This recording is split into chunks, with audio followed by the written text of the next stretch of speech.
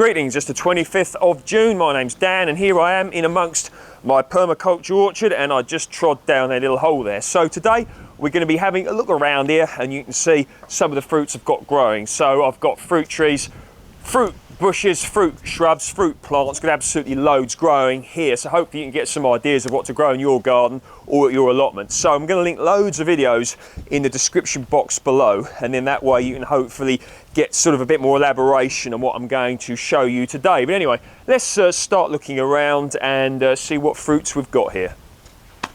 So when talking about the planting of fruit trees, backyard orchards wherever, in fact, got to be very careful with regards to rootstocks and the potential size of a tree. For example, this is a Stella cherry, first self-fertile variety of cherry to be introduced to the UK the year 1968 from British Columbia in Canada. So here's the tree. So this is actually what's referred to as a minaret, a vertical cordon.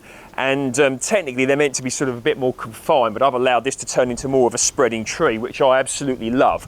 So different rootstocks you could get. We'll just mention cherries as an example, but for example, Colt is a rather large and vigorous rootstock, and if you get a cherry tree on one of those and it's in a small garden, you could end up with a rather large tree and could, present a problem in the future. So just be aware. Anyway, carrying a lovely crop here. They're not quite there yet, they need a few more weeks. In a warmer year, many would be ready about now. So let's have a look at what we've got, and if there's one sort of suitable for picking, we'll pick it and have a look. So it's very important you cover your cherry trees up, or if it's a big tree, at least part of it, because birds really love to eat cherries. So there we are. Now, looking into here. Now this one, whoopsie, under here, this actually looks quite relatively dark red in comparison to the rest. So let's see what this one's like. So there it is. It really needs a little bit longer to get that lovely cherry taste. It's nice to pick them when they're a nice dark red, but perfectly fine. But another week or so would have been even sweeter. So there we go. Cherry, variety Stella, loads of different varieties. Have a look about at one you like the sound of, and ideally with everything I'm going to show you. Even better if you can do taste tests before you purchase your tree, bush, shrub, etc., to make sure you get to what you want with the necessary qualities. So we'll stick with this area of the backyard orchard here. So I'm going to pick some raspberries here. So these are a yellow variety, and the variety is called Golden Queen. Very sweet, and this is actually quite a vigorous variety. Really does grow, quite willingly, and I often end up with a cane shooting up in my vegetable patch there, and also in the polytunnel behind. So all sorts of different varieties. You can get red ones, you get yellow ones, summer fruiting, autumn fruiting. I think these ones are sort of a little bit in between summer and autumn fruiting. Very interesting, but put raspberries on your list. Really nice fruit, and one thing I like about them is the canes. They don't take up much space, and you can end up with quite a heavy crop in a small area, so it could be very good for those with smaller growing spaces.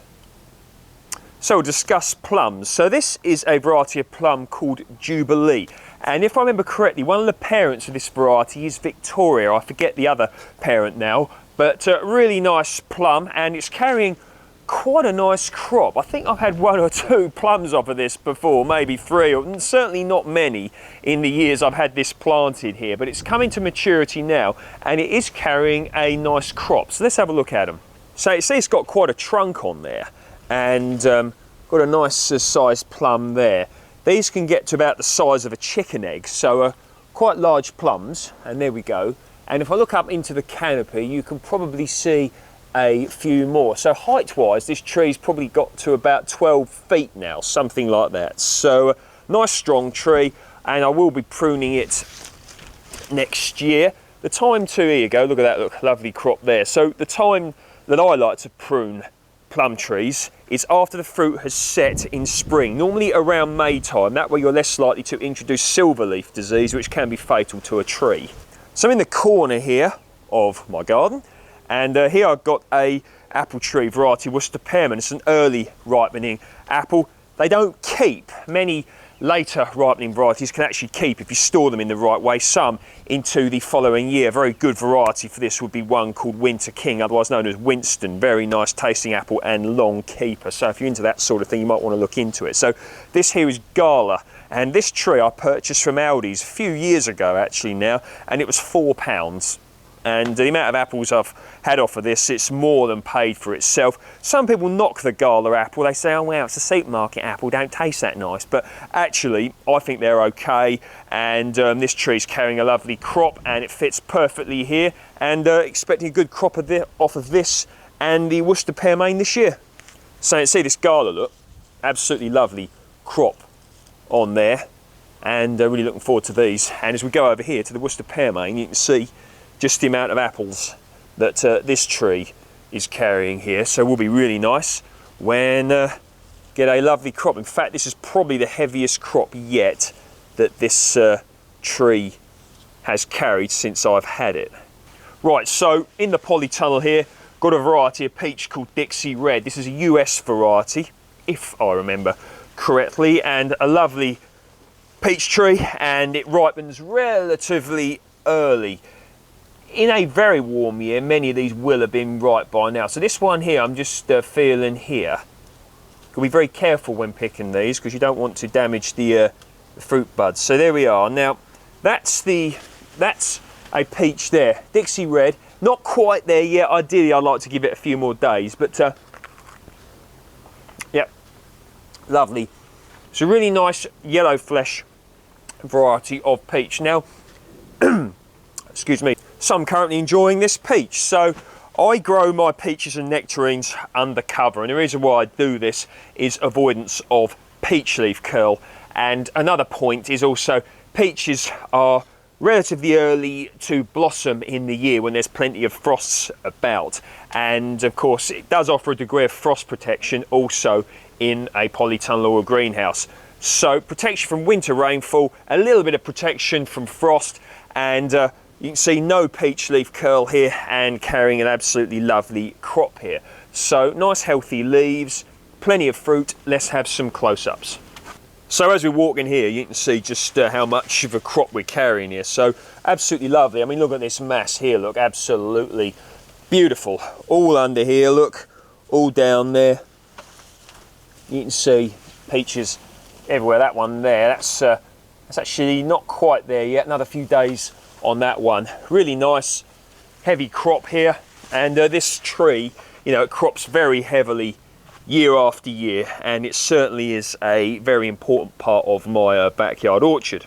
So here in my larger polytunnel here, I've got all sorts going on. Got plenty of permaculture in here, and also some annuals as well. Just really is a lot going on here. So let's have a look at some of the permaculture things. So I do grow a lot of grapes. I've got 2 vines in here. I've got plenty of other vines as well. So this is variety Riesling, German wine grape. And here I've got a variety called Ria, which is a Slovakian grape. Makes really nice big grapes. That's one thing that people quite often say is that grapes grown in the UK don't make much size compared to the ones they're probably thinking of what they're getting in the supermarket, which are grown abroad. But to this variety here, Ria, can get a good size. R-H-E-A, look that variety up. And here, Riesling, this is carrying a magnificent crop this year, so let's have a look at it. So the vine, right, it grows out of there like that, look, and you can see how it comes up, grows along there. Got plenty of little bunches of grapes here, look, under there.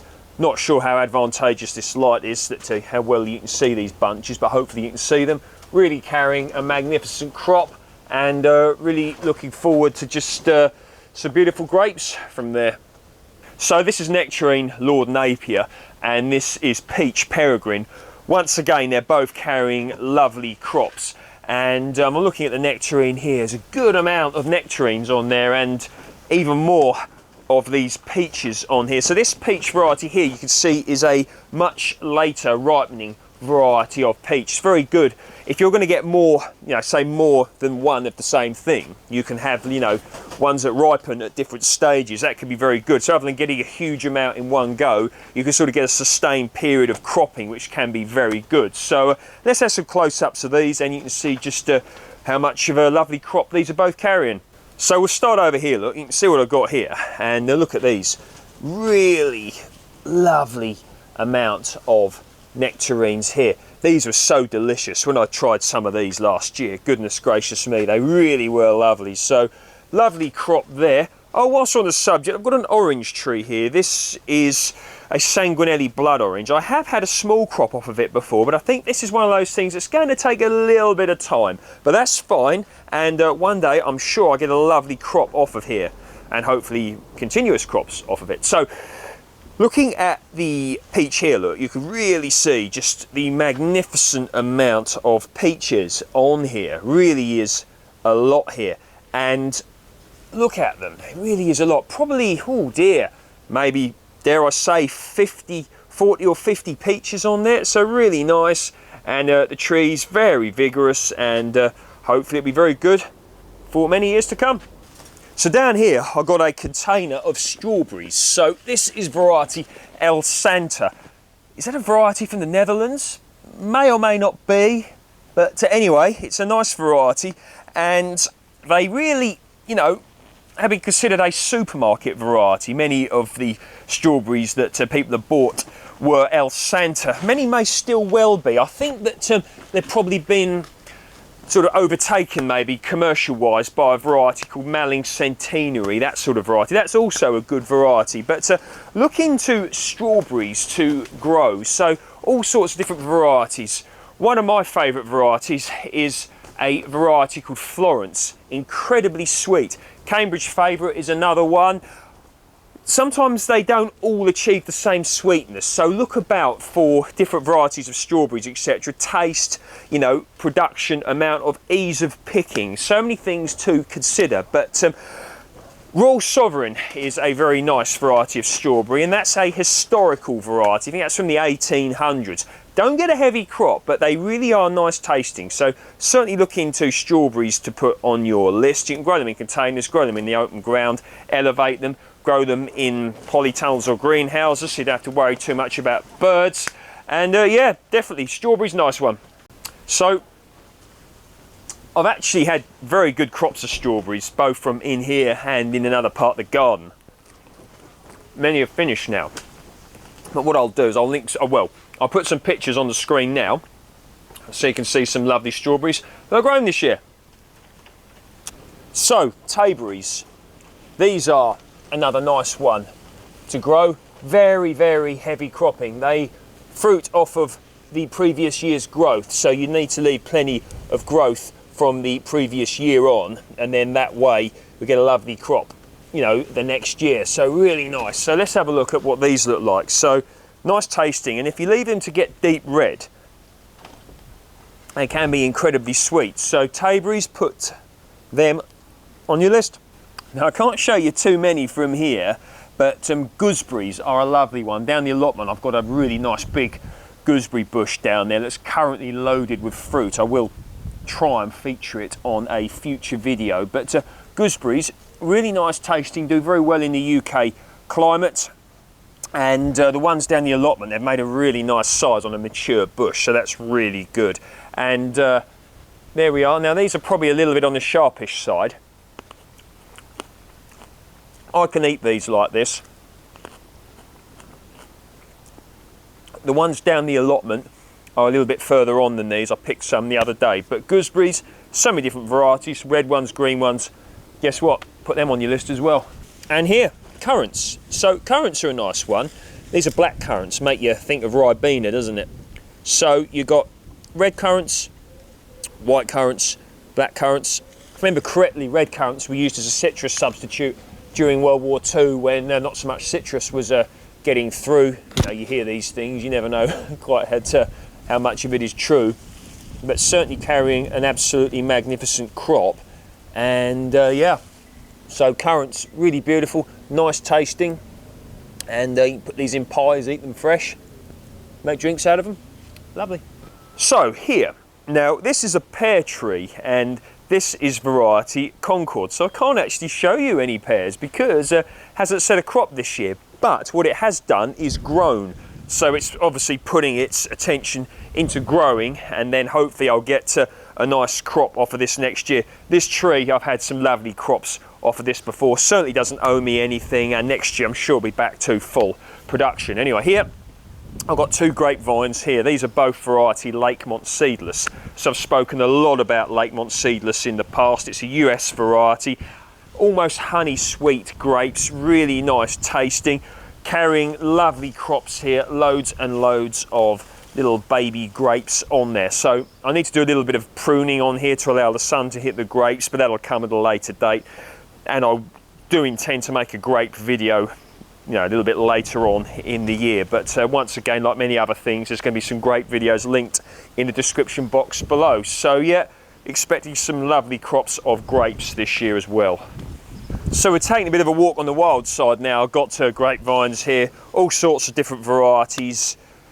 Yeah, so also got some blueberries here, different varieties as well. I've got Duke, what else have I got? Gold Traub, I think I've got Blue Crop in one of my polytunnels. Got all sorts. I'm actually in the process of making a separate video to cover blueberries, so that'll be up one day. But anyway, blueberries, good plants to grow, but they do need ericaceous growing medium, 4.5 to 5.5 pH. They're not the sort of plant really that you just want to plant in the ground somewhere and hope for the best, because they need to have that ericaceous acidic growing medium in order to thrive really. But anyway, blueberries, good one on your list. And look at them, look, there's just a few there, there's plenty more on there. Some lovely little blueberries there. And yeah, nice and sweet. Nice and tasty, we love them. Now I hope you can see these okay. So this is an apple here, and I got the original scion for grafting of this tree from Stephen Hayes. So that's a very good YouTube channel, and if you like my channel you should probably thank him really, because he was certainly one of the people who inspired me very much to start a channel. So Stephen Hayes, I'll link that video down below and check out some of his things on there, very good. And as I stated, he sent me the scion here when he was giving out scion wood, so absolutely wonderful here. Now I made a little error, so I grafted this myself, all went well, but I lost the tag and I've forgotten what variety it is. So this autumn, when it fruits, I'm going to be endeavouring to find out what variety it is. So lovely there, make some nice big apples as well. And of course it's very important when you're thinking about what you're growing your fruits for, what do you want them for? So with regards to apples, do you want them eating fresh? Do you want long keepers? Do you want cooking apples? Do you want cider apples? Do you want a combination of the whole lot? Multi-use apples, for example, such as James Grieve, which you can eat fresh or cook. Have a look about and make sure you get the right fruit for your intended purpose.